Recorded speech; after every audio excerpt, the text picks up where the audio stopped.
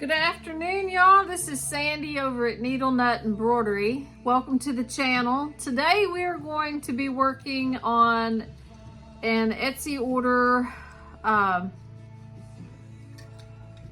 go out, and it is our UK grandma shirt.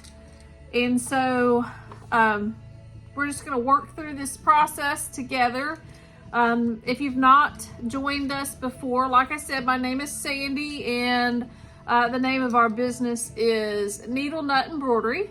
You can find us on Facebook under Needle Nut Embroidery. You can also find us on TikTok and Instagram under Needle Nut EMB on Instagram. And then also we do have our website, which is www.needlenautemb.com, that you can order and find our shirts there. But anyway, today we're going to create, as I said, the UK grandma shirt, and we're going to fulfill one of the Etsy orders.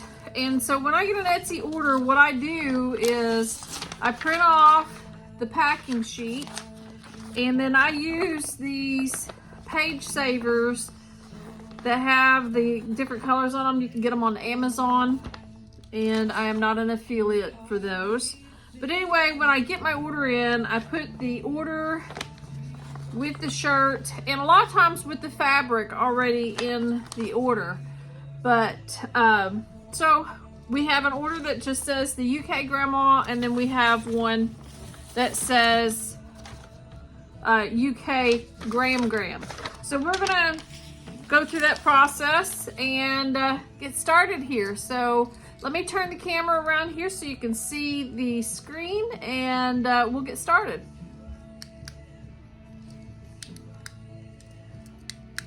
All right, so you can see my screen here, and let me get back over here. It's the UK grandma, and I apologize that I can't seem to get the screen around, but give me just a moment here. Okay, you can see that I have the screen pulled up here, and I've already got my design in here. This is one that we use quite a bit, and so I've just saved it, I created it, and I am using Embrillance software. But I have 2, 3 that I use because I have been doing this for years and years and years. So I have several different ones. But we have the grandma, UK grandma. And so what I'm going to do is I'm actually just going to save this over into my USB drive, because my machine supports that. And so you can see when it loads up here, what I'm going to do is I'm going to actually just go over here, and I'm going to file, and I'm going to save stitch file as, and I'm just going to name it UK grandma, and I'm going to choose the DST format and give it just a second here for it to load. Now, as I said just a moment ago, we have one that is going to say UK gram. So I have got to change my font here. And what I've done is I've used, what is this one called? Let me see here. Let me ungroup this. This particular font is from River Mill, and it's called Melanie. And so in order to get these squiggles, and if somebody else knows how to do this, this would really be great. But for me, what I have to do is I actually go in and I put the capital letter in there. And then I put what letters need to be in the middle. And then, of course, I go to the last letter, because when I pull it up, it gives me the options of the lettering like you see in the middle, and then I have the right side and the left side. So like I said, this has to be gram. So of course the first one, I will keep my G, and we will put this as GRA. And then I usually put this on a particular line so I can make sure that everything is sort of lined up. And then this, of course, is going to change from an A to an M. And then I just scoot that over. And then I'm going to actually group these together.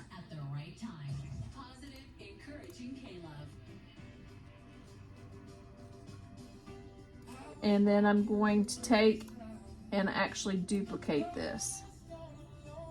So I'm going to copy, and then I'm going to hit paste. And then I'm just going to bring these over. Now, if I don't like the way that this looks, because to me that's too many swirls in the middle, I'm just going to actually undo this. I can simply go back if I want, and then I'm just going to change this and edit, ungroup, and then I'm going to take the M off. I'm just actually going to move it down here, and then I'm just going to add to my GRA. So this will be GRA. I've actually got to put my M on the end of the other gram. So see, I'll change it to RAM, a space, GRA. And then in order for me to get the word spacing correctly, I have to go to the double line, because if I stay in a single here, it's just going to cram everything together like that. So I'm just going to hit my spacing, and I did actually get it to stay on the single line, so that will work just fine. You can really do this however you want. This is just your basic getting to know how to do this if you don't. And then I'm just going to move my M over here, and we're going to put those together. And then I'm actually going to see what it does if we hit a line to the top. And when I do that, then everything comes out looking the same. And I'm going to hit apply and then close. And then of course, now my UK is, and it'll tell you right here, it's 10 1/16 inches wide by 5 inches.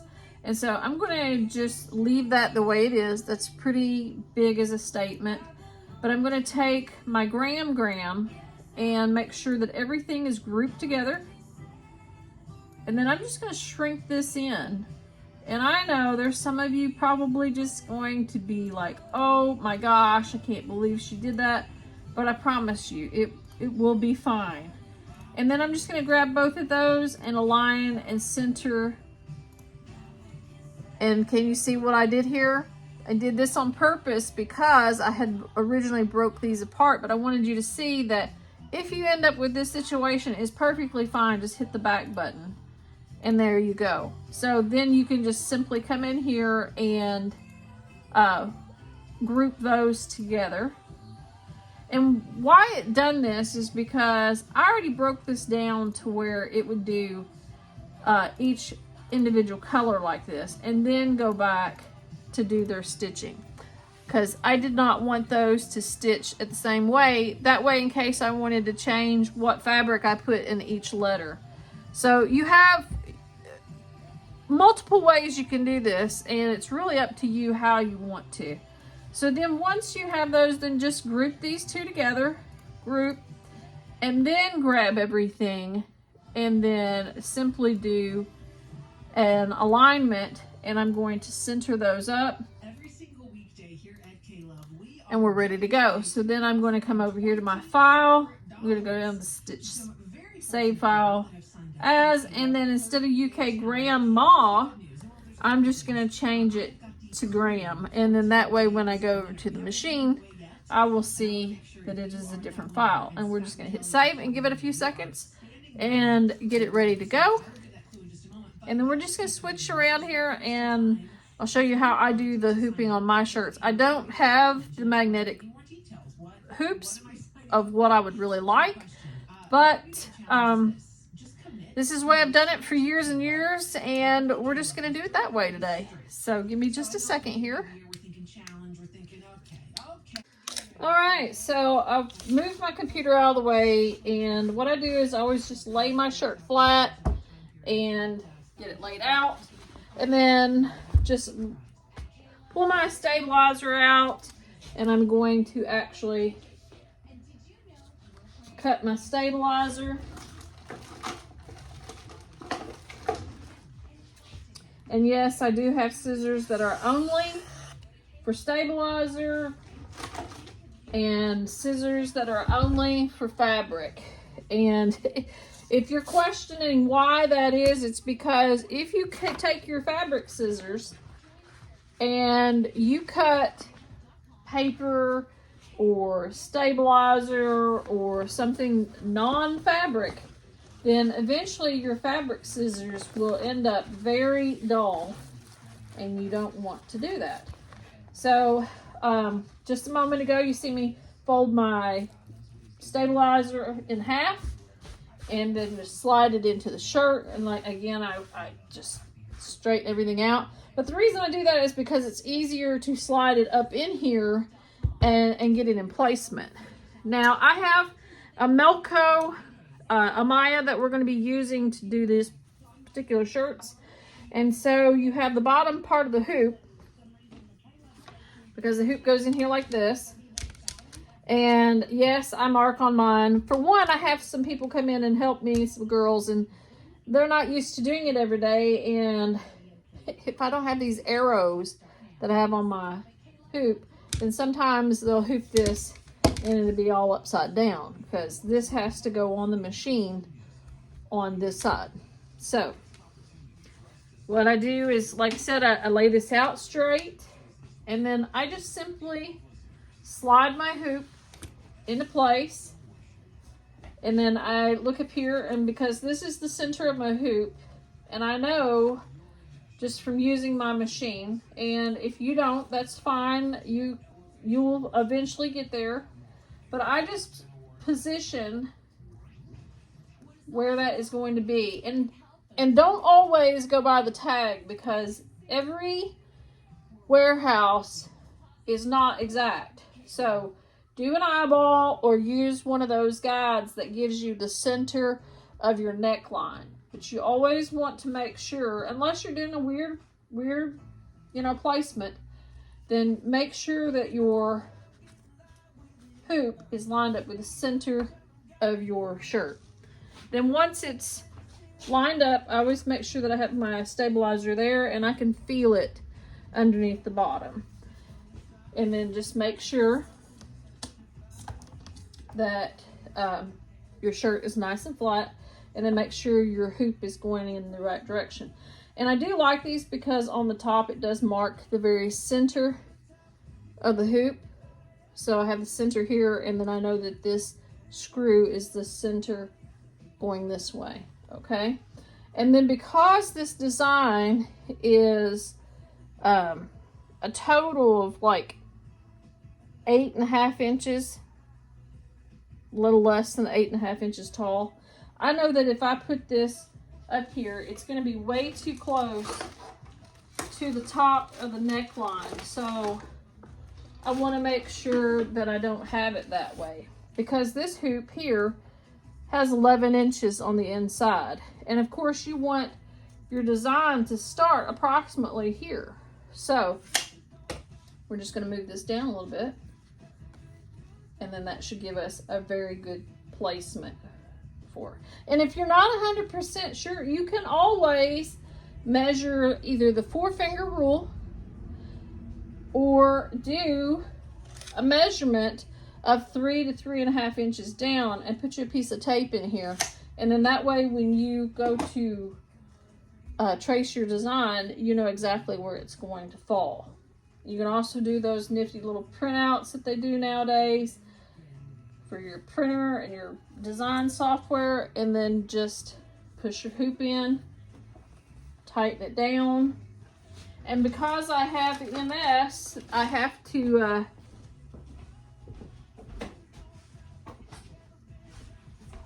use a screwdriver to get mine tightened up. And I really do need to invest in the mighty hoops, those magnetic hoops. I just haven't been able to force myself to do that. I guess I'm just too old school. So give me just a moment here and we will get this hoop tightened up.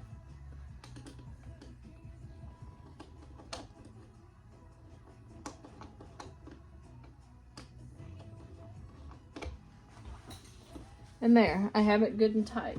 So next we are going to, I'll hoop the next one, and then the next visual you will have will be getting the fabric ready for this design, okay? All right, I went ahead and grabbed my fabric that I'm going to be using, and got to grab my fabric scissors.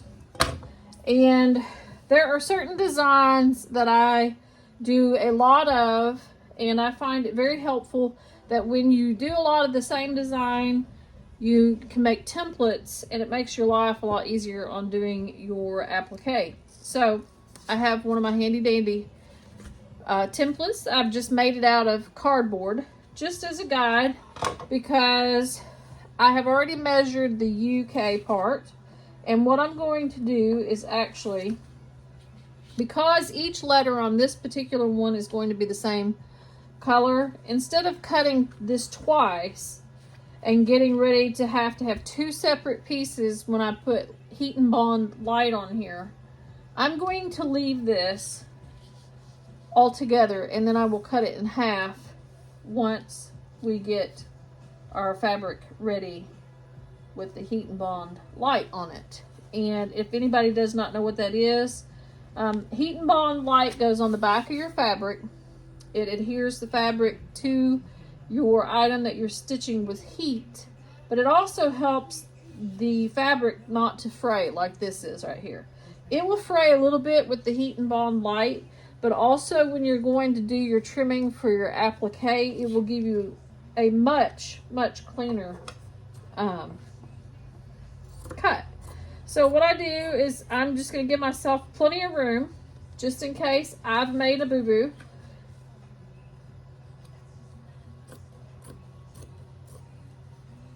I'd rather have more than I need than not enough.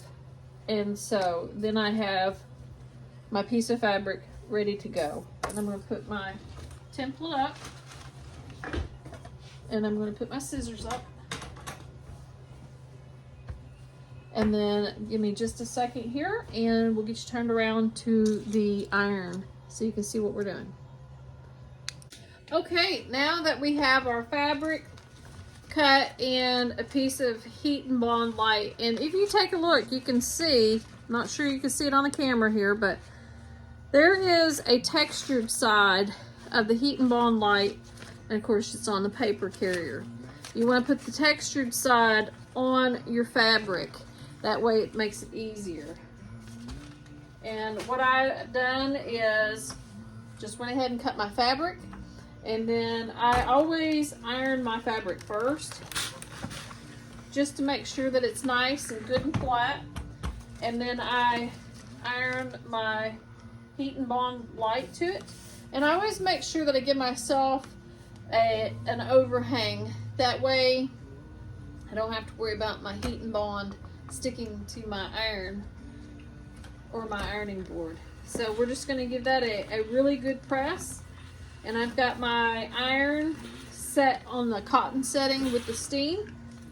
And I know some people might say, oh, I don't like to use steam with that, it wrinkles my heat and bond. I find that it gives me a good adherence. So you do however you find necessary to do. But I give it a good iron. And then just give it a second or two, cool down, and then you're simply just going to pull the heat and bond off the back, and you can see that now the heat and bond light adhesive is attached to my fabric. So it is ready to go.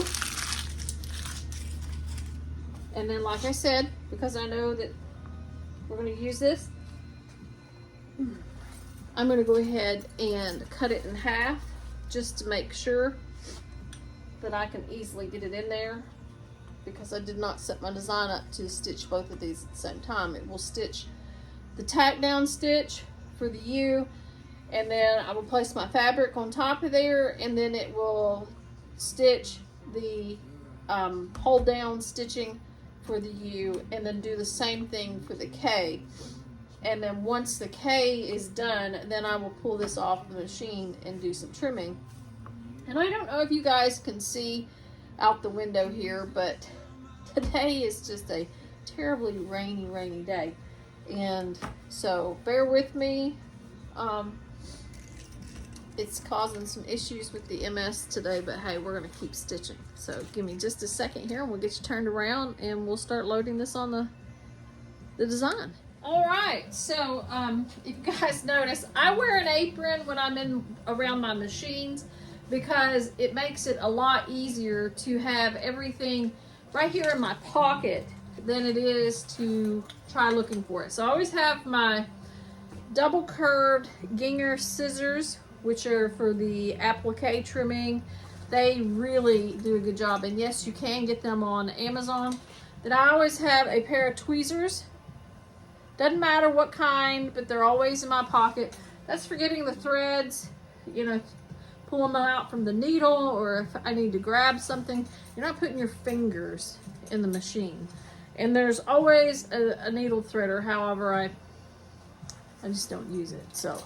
But it's nice to have in here anyway.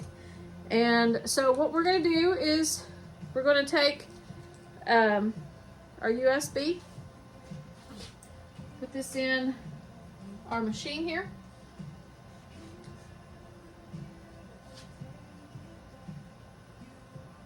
And go ahead and I'm gonna click my Amya software. And yes, I have to have it on the older version because it's just, I don't know, it just doesn't want to work the other way. So anyway, and I've already selected in my software here that you can see where I did a design yesterday, and I've selected the hoop that I was using yesterday. So I'm just going to go over here and let me see if I can bring you a little bit closer. Give me just a moment.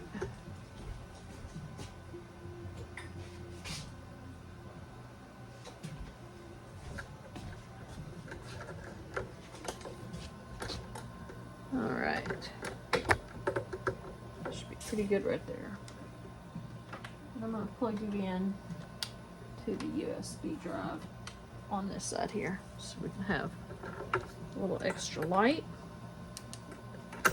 So anyway, you can see where I had my design here yesterday, and that was a Baby Yoda birthday shirt. And I'm just going to hit ignore on this right now. And I'm going to go over here to my drop down.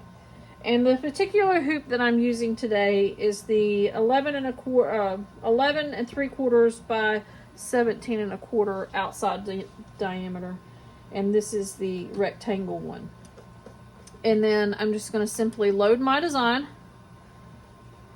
So you load your design however you need to for whatever machine, whether it's Baby Lock, Brother, Melco, Ricoma, any of those. I have a Melco, a Baby Lock, and a Highland machine. So generally you just follow the guidelines of your machine. And then the particular one we're working on is a medium white sweatshirt with the gram. So I want to make sure that I'm looking at my list correctly, and I get the one that says UK gram, and then that will pull that in for me. And the design is a white sweatshirt. It's going to have this beautiful royal and white polka dot, and then the stitching that goes on the outside of the UK and the gram itself will be in royal blue. So makes a very nice sweatshirt, and I'm just going to make sure it's centered up into the hoop. And then I'm going to go over here to my color sequence, and I have the royal blue thread set on my machine at number 4, so I'm going to choose number 4 spool or thread, and then I'm going to hit the applique button. What I like about the Melco software is that you can program everything in here, and if you're doing applique, you can simply put applique in between each of your thread colors, and then the hoop will actually move out and allow you to trim that fabric. So I really do like that. So we're gonna have 4, it was our thread color, applique, we're gonna hit 4 again, applique, and then it's gonna do all the rest of the stitching in number 4. And simply we're gonna hit apply, and we are good to go. And so we are going to now load our shirt. I'm going to turn you around so now that you can see the machine, and load the machine up for you. Now I have already went through and oiled my machine, made sure everything was good, and what I'm doing now is I'm just sticking my hand up underneath it here and making sure that my shirt is not tucked up and going to be stitched where it's not supposed to, because that would really just suck. So then we are going to actually hit trace. You never can do too many traces before doing your design, because you want to make sure that even though you picked everything and you think it's going to go on here correctly, you just want to make sure that you do a visual. Also, it comes in handy because this particular machine has a laser light, so if you had done the 4-finger rule and put your tape up here, you want to make sure that the design did not go past your tape. So, but we are ready to start stitching, and so we're going to go ahead and do that. We'll get that started.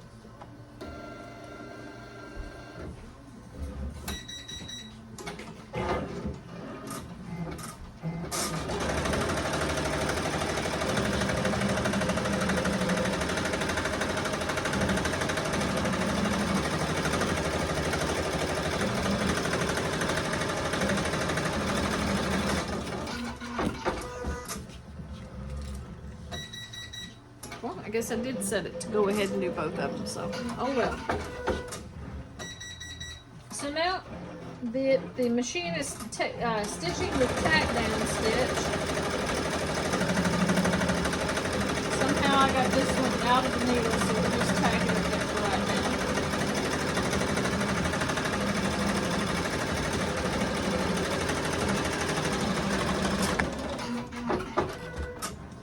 But this is the part of the design software that I really do enjoy, because it just pushes the hoop forward for you.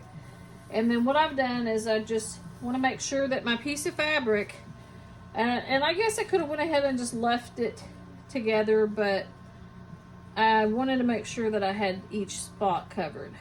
So what you're going to do is you're going to put your fabric down over where the stitching is. That way you know that your fabric is going to fit inside of your letters, and then just smooth those down. And then the nice thing about like this is you just hit go, and I just hold on to my fabric for a minute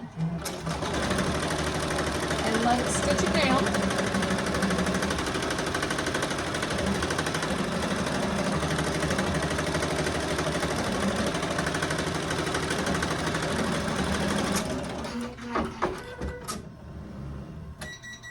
And the only reason that I hold on to my fabric is because there's been a time or two that the fabric gets stuck on the needle and then it wants to pull it up. So I'm just preventing that from happening. However, or this can happen. See how this is right here? Don't know if you can see it, but there is like a bubbled area on the fabric. And that's where the fabric just did not stay in place very well. And you can simply fix this. There's no reason to panic or anything like that. All you have to do is go in and make your machine trim, and then just simply pull your shirt back, because I mean this is going to happen. It's just one of those things. No, it doesn't happen all the time, but yes, it can happen. And so just pull your machine out, your shirt, And what you want to do is you want to go to the back side here and just snip that little tack down stitch, and see how that allows me to be able to pull that up, and I'm not having to disturb the shirt, not having to put a lot of pressure on anything. I'm just clipping where that thread and the bobbin thread have come and are meeting right here. And then that way I can simply just get the fabric back into position and all will be well in the world again. And then you just take your fingers, lay it down, put it back on the machine. And because you have moved it, always double check, because you want to make sure that that bobbin area is free and clear and no shirt is going to get stuck in there. And so we're just going to back our stitches back up.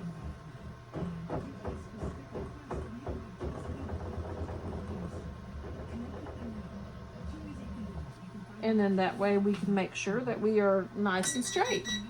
Now, a lot of people might edit that out of a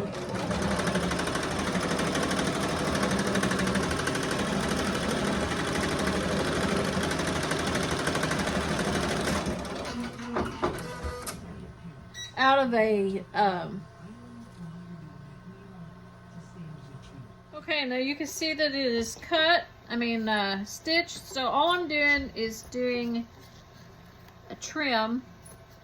And when you have a satin edge that's going to go over your fabric, depending on your desire or what particular font that you have bought, you want to make sure that you're getting about the width of your scissors, the tip of your scissors here, away from your thread.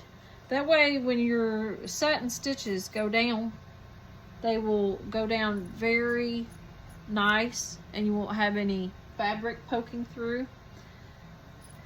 And so that's what I'm doing right now. Now, a lot of times what I will do is I will actually take this out of the machine and then go ahead and trim this. I usually trim it over there on my table, but for your sake, what we'll do is we'll just trim it right here. And that's why these double curved scissors come in nice and handy, because you can actually get pretty close to your stitches, and because it has the curve here, it helps you keep this tip up that you won't cut the shirt. Now, that is not to say that you can't cut the shirt, because that can be done. You just want to be very careful with what you're doing, because it's happened on more than one occasion. And even though I've been doing embroidery for years and years and years, it doesn't mean that it won't happen to me, or hasn't happened to me, I should say. So if you're new here and you enjoy this video, or there's a question that you have that you've been doing embroidery and you're not really sure about it, be sure and subscribe to the channel. And also reach out to us. Reach out to us, needlenutembroidery@gmail.com, or you can go to our website and fill out the contact form and reach us that way as well. Now, I am fairly new to YouTube, and so I apologize if some of the camera work is not the best, but you just gotta do something sometimes and be willing to go, okay, that didn't work that great, but you know what, I learned from that experience and I'm just going to try it again. Now, what you see me here doing is I'm just feeling with the tip of my scissors down to the edge of that fabric.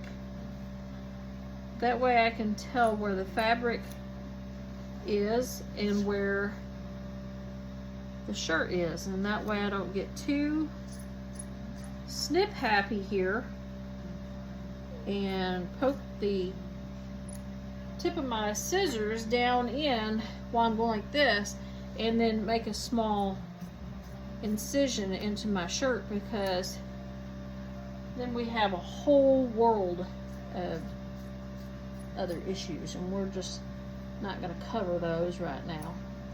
But now you can see,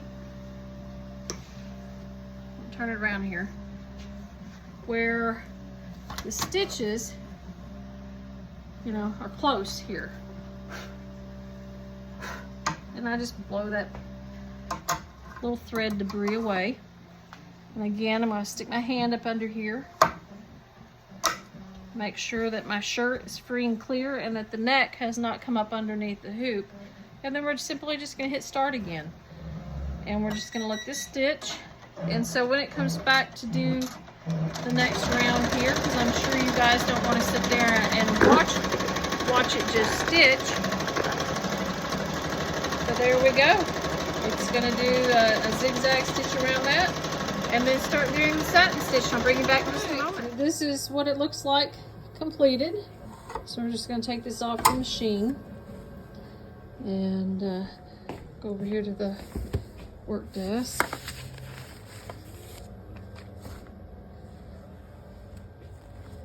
And pop this out of here. But anyway, you can see how this turned out. So anyway, I hope you've enjoyed that. Now we're just going to unhoop it and take the stabilizer off the back and package it up and send it out the door. I certainly appreciate you tagging along while we worked on that order, and I'll finish the other and a few more orders. Had a couple more running on the other machines while that one was going. So